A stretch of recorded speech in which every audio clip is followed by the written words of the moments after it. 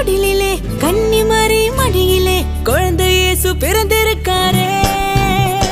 சின்னஞ்சிறிய குடிலே கன்னிமரி மடியிலே குழந்தை இயேசு பிறந்திருக்காரே. குடில கொஞ்சம்